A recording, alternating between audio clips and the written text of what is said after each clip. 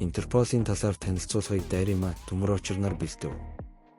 Олон улсын эрүүгийн эрх зүй.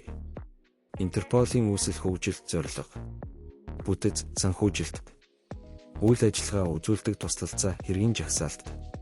Интерполийн мэдэгдэлийн төрлийн талаар танилцуулна. Олон улсын эрүүгийн эрх зүйн гэмт явдлаас урьдчилан сэргийлэх, эрүүгийн хэргийн талаар эрх зүйн тусламжаа үзүүлэх улс гүрнүүдийн хамтын ажиллагааг зохицуулагч зарчим, хэм хэмжээний систем юм.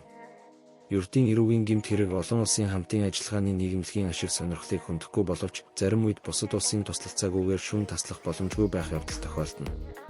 Жишээлбэл гэмт этгээд хэрэг үйлдээд гадаад улсад гарвал түүнийг ирж сурвалжлах, шилжүүлж авах зэрэг асуудал гарах бөгөөд үүнийг гагцхүү нутаг дэвсгэртэн гэмт этгээд нуугдж байгаа улсын тусламжтайгаар гүйцэтгэж болно.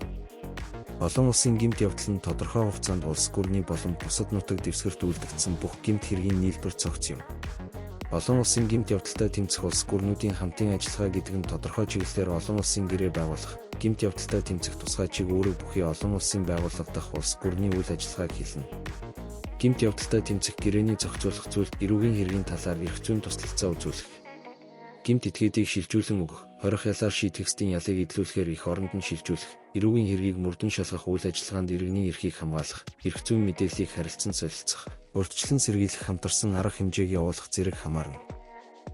Гэмт хэрэгтнийг шилжүүлэн өгөх нь өөрийн улсын нутаг дэвсгэр дээр оршин байгаа хувь хүнийг нутаг дэвсгэр дээр нь гэмт хэрэг үйлдсэн эсвэл түүний харьяалагдах улсынхын хүсэлтээр эрүүгийн хариуцлагад татах болон хүчин төгөлдөр шүүхийн шийдвэрийг биелүүлэх зорилгоор шилжүүлэх явдал юм.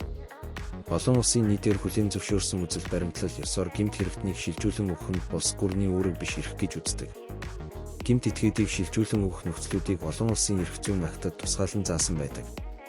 Нэг зөвхөн гэрээнд заасан гэмт хэрэг үйлдсэн тохиолдолд гэмт этгээдийг шилжүүлэн өгөх.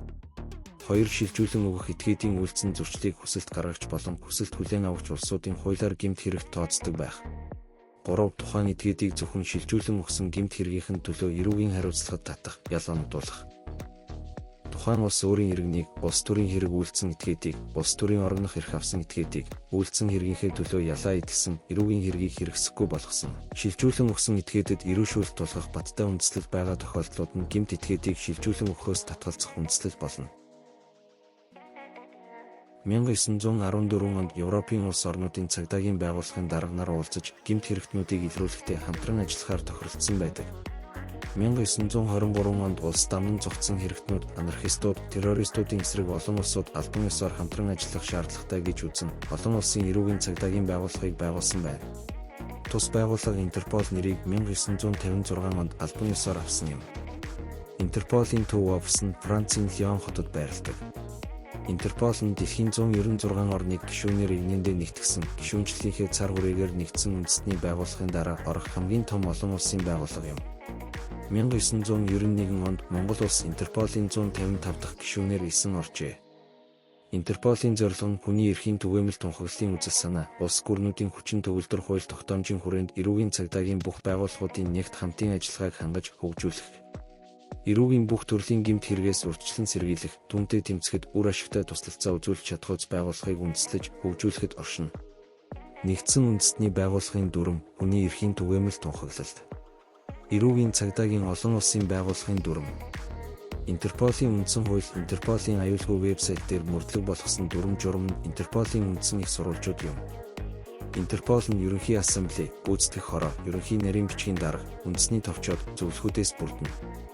Гишүүн улсуудын төлөөлөгчдийн ассамбле жил бүрчүүлж, үйл ажиллагаатай холбоотой бүх асуудлыг хэлэлцэхийн зэрэгцээ гүйцэтгэх хорооны гишүүдийг томилдог.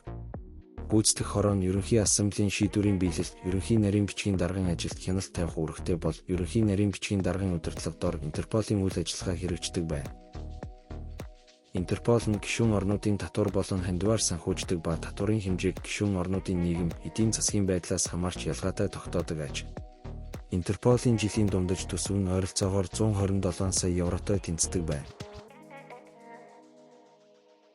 Интерпол нь гишүүн улсуудын цагдаагийн бие бүрэлдэхүүнд зорилтод сургалт явуулах, гэмт хэрэгээс сэргийлэх зорилгоор холбогдох олон улсын мэдээллийн системийг ашиглан гэмт хэрэгтэй холбоотой чухал мэдээллийг хуваалцах, гэмт хэргийн анализ дүгнэлт хийх, гишүүн орнуудын мөрдөн байцаах ажиллагаанд удирдан зохион байгуулахт өөрөөр дамжуулан 24 цагийн турш англи, араб, испани, франц гэсэн албан ёсны 4 хэлээр дэмжлэг үзүүлдэг байна.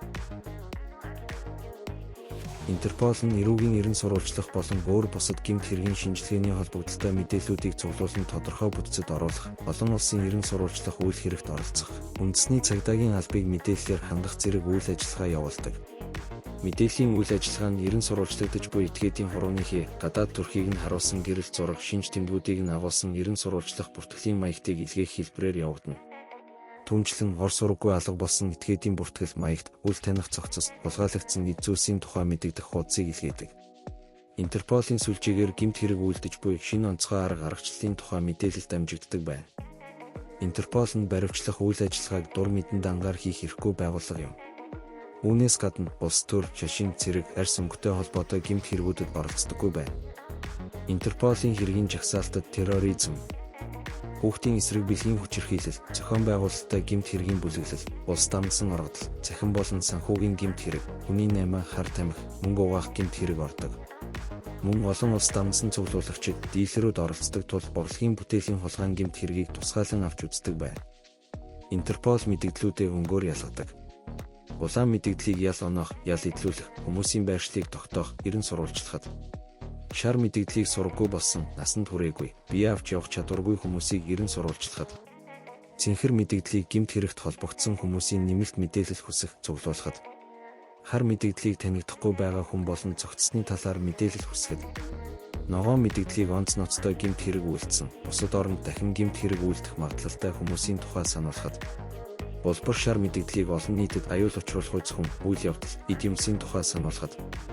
Хөх ягаан мэдээллийг гэмт хэрэг үйлддэг арга, ажиллагаа, хэрэгэлдэг төхөөрөмж, зэвсгийн талаар мэдээлэл өгөхөд. Бүдэг цэнхэр мэдээллийг нэгдсэн үндэсний байгууллагын аюулгүйн зөвлөлөөс хориг тавьсан хувь хүн, бүлэг этгээдүүдийн мэдээллийг гишүүн орнуудад түгээхэд ашигладаг байна. Мэдээллийг Интерполийн нарийн бичгийн дарга хүлээн авч, Интерполийн үндсэн хууль, Интерполийн аюулгүй вебсайт дээр мөрдлөг болгосон дүрм журамд нийцэж байгаа эсхийг нягтлж, шаардлага хангасан мэдээллийг байгууллагын олон нийтийн цахим хуудсанд нийтэлдэг. Мэдээллийг гишүүн улсын үндэсний хууль сахиулах байгууллагын ажилтнуудаас бүрдсэн үндэсний төв товчоонд хүргүүлнэ. Монгол улсад Интерполийн үндэсний төв товчооны ажлын албанд цагдаагийн ерөнхий газрын даргын хариуцсан ажлын хүрээнд буюу шууд удирдлага дор ажилладаг байна. Танилцуулгыг бэлтгэхэд гантулах, нар мандах нарын олон улсын нийтийн эрх зүй, дүгэрсүрэн, хос баяр нарын олон улсын эрх зүй, өнөр цэцгийн олон улсын эрх зүй бүтээлүүдийг болон Интерполийн албан ёсны цахим хуудас дахь мэдээллийг ашиглав. Хуульч шуухай Интерпол буюу олон улсын эрүүгийн цагдаагийн байгууллагын талаар танилцууллаа. Хуульч шуухайтай хамт олон улсын нийтийн эрх зүй судлаарай.